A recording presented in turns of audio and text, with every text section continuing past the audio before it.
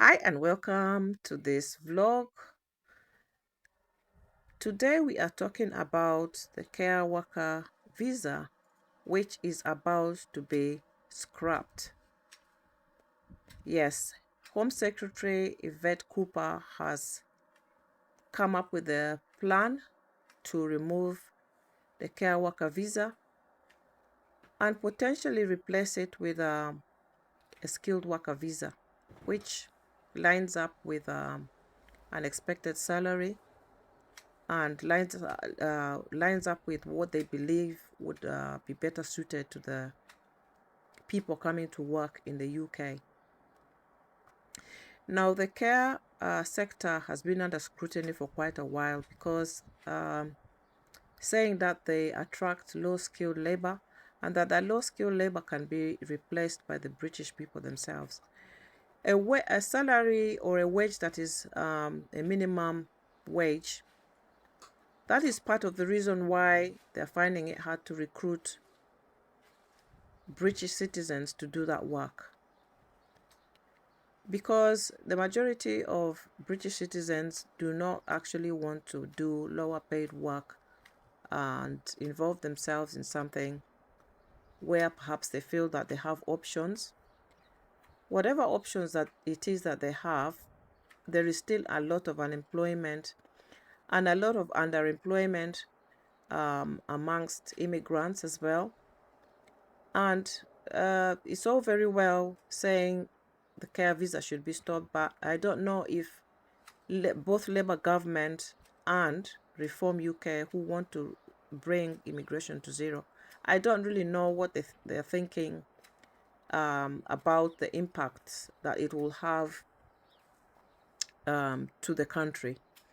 Already, charities and employers within the care sector are already crying foul. They are already very concerned and worried how they are going to fill positions in the growing care sector, because the care sector is growing. The care sector is vast. It doesn't just end at the elderly. Care sector includes a range of people who have a range of special needs and disabilities. So when we talk about people coming to work in care, it includes those people as well. And those people may be in homes as well. They may be in residential areas. They may be in supported living, where they will need people to come in the form of support workers and care workers to actually look after them and support them in their daily living, support them with their personal care, support them with their home care, support them with getting out into the community, support them even with cooking skills and so forth, even sometimes finances. Sometimes the councils will give order to people who are carers, to those people, or people will apply to be people who are chosen to actually take the role of overseeing the finances and welfare of those disabled people or elderly people. Now, it is true that people coming on the care worker visa, there has been issues. There has been issues of abuse. There's been issues of theft. There's been a range of issues, and so it does need scrutiny. Perhaps before people come, get granted a visa from wherever they're coming from, it needs more scrutiny. And I've done a video previously, which I will link to this video, and I've said, if one lacks empathy, then they should not be bothering themselves to come to UK to work within the care sector. You need empathy, because it is not that highly paid in comparison to the cost of living in the United Kingdom. It really isn't. By the time you take up that role and pay your dues, there is very little left. And if some people are coming under the CUS sponsorship to take up jobs and they are given set amount of hours and it doesn't add up in terms of what they're going to earn to meet their cost of living, then it beggars belief, and it leaves a lot of questions to be answered. That is my thought. Those are my takes on that. And the next thing that the government is actually bringing up now, which I didn't speak about in the other video, is the new requirement for one's ability to speak English, one's ability English requirement. This is the next thing that is now going to become a necessity. Is going to be added as a requirement. It's probably going to be tested, not just probably, it's likely, more than likely, that they are going to test it to see where somebody is at with their English, because the British people would like to see people come and integrate into the society, even as they get ILR and citizenship in the long run. They don't like for people to come here and don't speak English and don't speak to them. That I know for a fact, that they don't like that. I've been here long enough to actually know that the British do not like that. They really don't. They feel like as though people are intolerant if they don't speak English, if they don't integrate with them, if they don't mix with them. Even though they're very reserved people, I mean, it is very hard to make a British friend. You could be here for years. You will talk to them. You will chat a lot. You will get close. But it is very challenging for them, for instance, for them to actually really fully embrace you, as their own. And that's, that's part of nature. That is there. That's understandable. That's just that. So I'll pause there for that and just talk about my gardening. For those of you who like gardening, I also have a previous video where I'm putting up a grapevine, so you could watch that. I could link that too.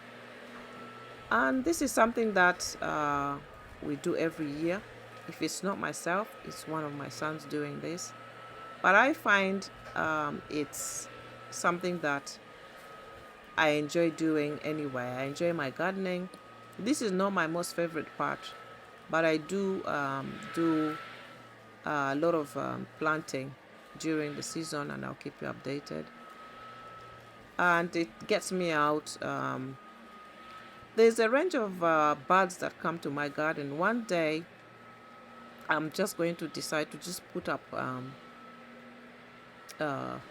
camera or recorder throughout the day on a warm day, and just let me record the birds that come to my garden.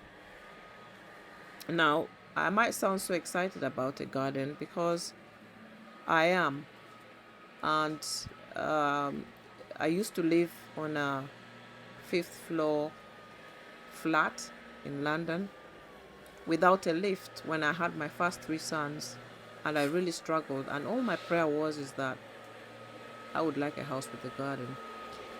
So God in his faithfulness granted me this, and I'm very grateful and happy. Enough of that. And as an introverted vlogger, which it might not look like it, by the way, I will just let you continue to enjoy what I'm doing. Please do interact, subscribe if you're here for the first time, comment, like, and share. And do you like gardening?